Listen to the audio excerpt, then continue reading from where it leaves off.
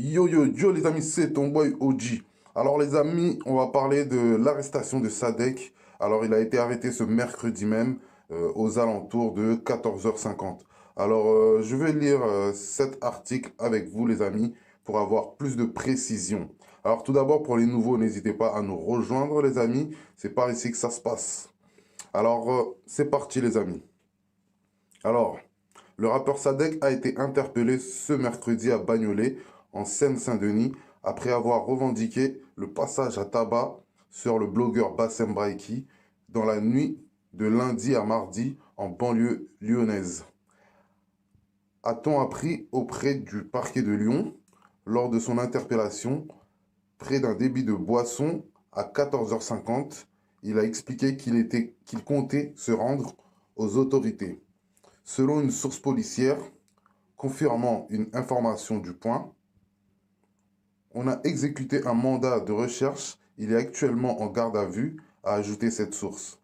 Il était en route pour mon cabinet et on devait ensuite se rendre au commissariat, a indiqué de son côté son avocat Arié Halimi. Il est prêt à payer.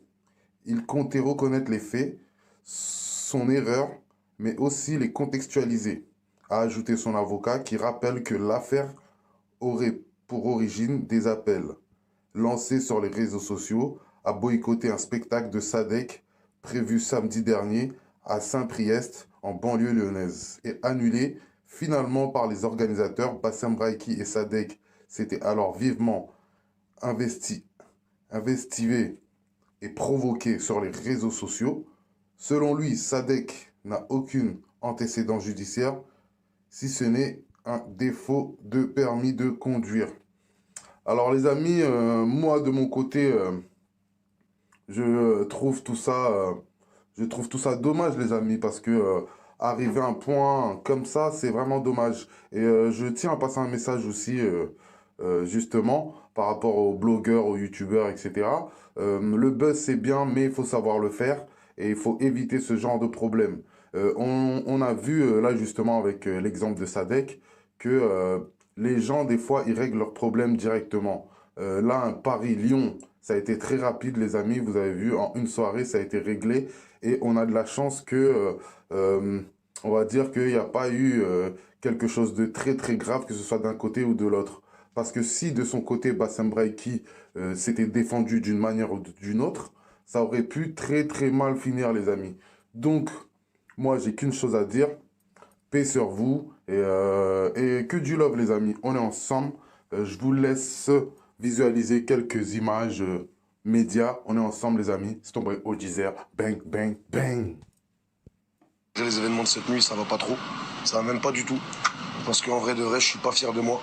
J'ai cédé comme un imbécile à la violence et à la haine. Parce qu'au bout d'un moment, je supportais plus les menaces avec des armes, les propos, les viens, les la rue, la vraie, les trucs, etc. Ça m'a fait sortir de mes retranchements. J'envoie ce message à tous les petits frères qui m'écoutent. Sachez que ce que j'ai fait, c'est de la grosse merde. Et regardez bien, je vais payer pour ça. J'en suis totalement conscient. Et ce qui va arriver, c'est tout à fait bien fait pour moi.